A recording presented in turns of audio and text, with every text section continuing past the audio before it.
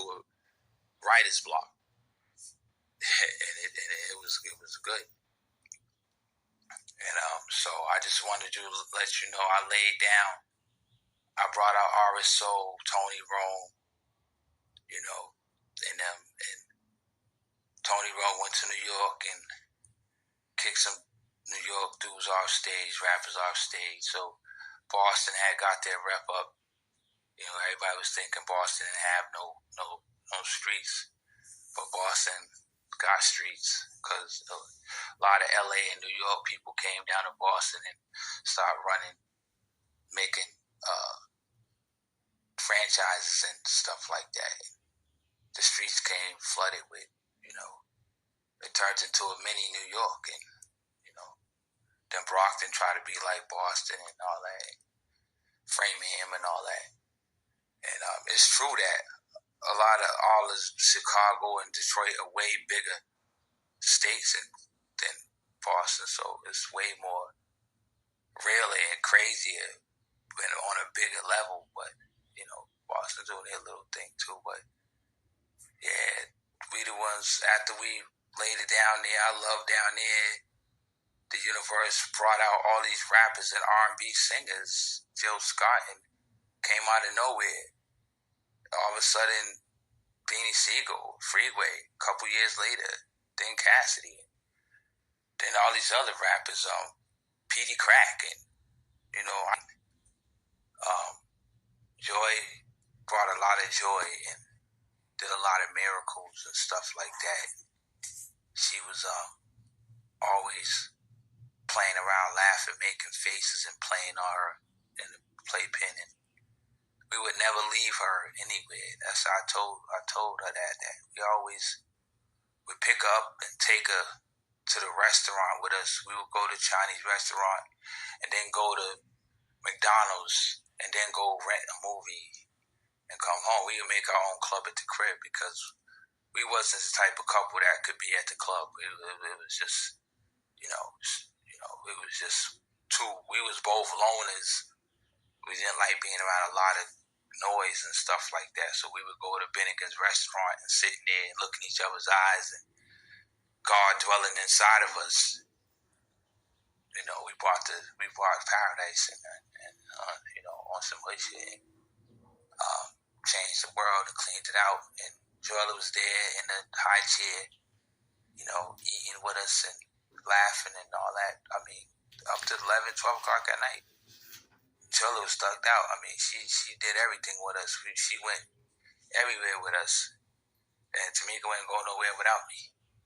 If I was going to the store, she was going with me. If she was going, she wanted me to go with her. I had to go with her to go do the mail and everything. And when I got her the car, she would go out with her moms, and that's when we got to. And I had the truck, so I would have my truck, and she would had her own car with Joy. Go out with her moms, and it was cool. They illegally repoed the car, and we got in a car chase with them. And we seen dude, and he wanted 300, and we only could get 2 at the time. I told him I give it to you on Friday. It was like Tuesday. I went and pulled 200 out of my ass, and then couldn't get the other 100. And he was saying he needed it all in. It's like it was a scam. You can't do that. We was only late 1 month and one payment. So you don't repossess a car like that. If they're willing to give you 2, you can take 2 and get the 100 on a couple days later. So he tried to come get the whip, and we wouldn't give it back. So we bounced on him. We got in a chase with him. It was funny. T was laughing, and Joy was just sitting in the back, just looking like, what's going on? She was probably about 1 year old about this time, 2. And we bounced on him. Okay.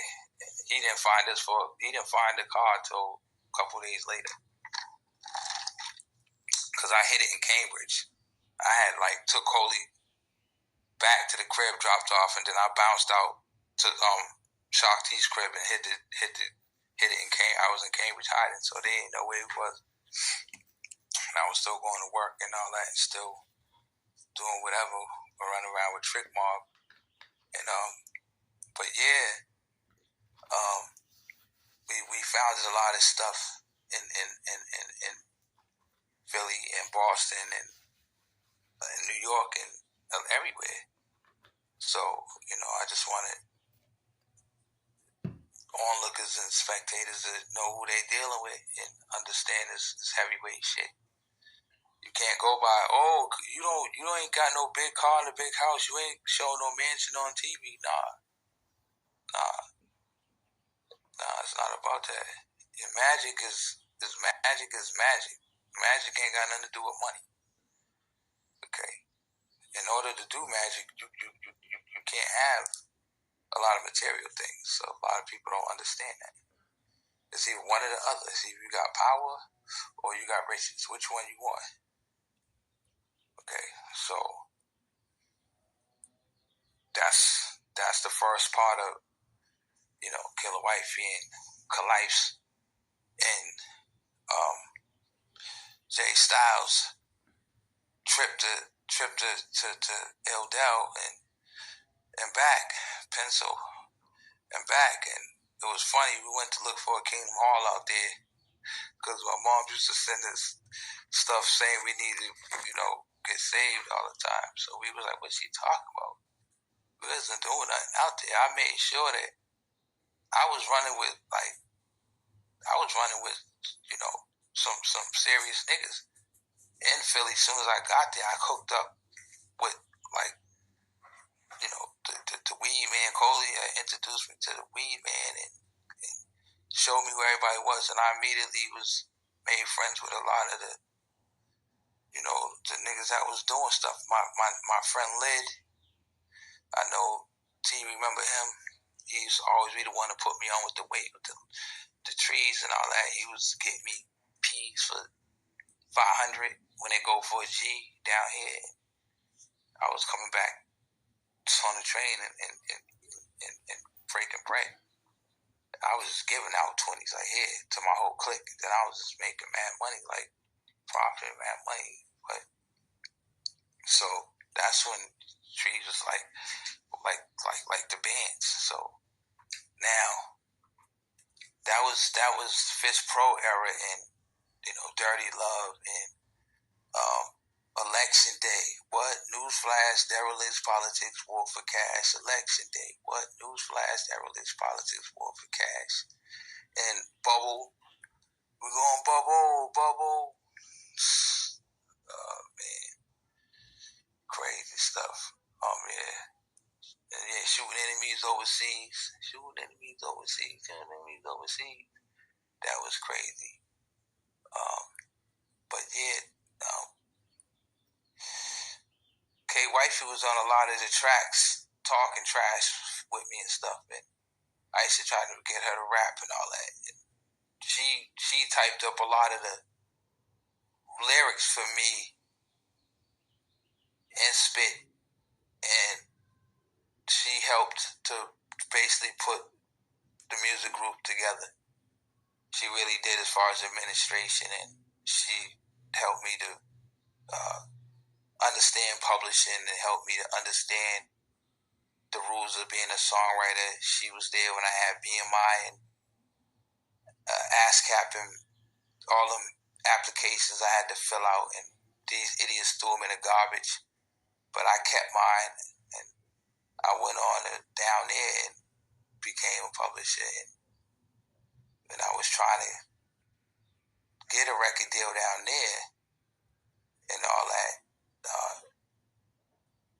Things were just not going right. I would got a little demolition job, and it was one of the first real groups rapping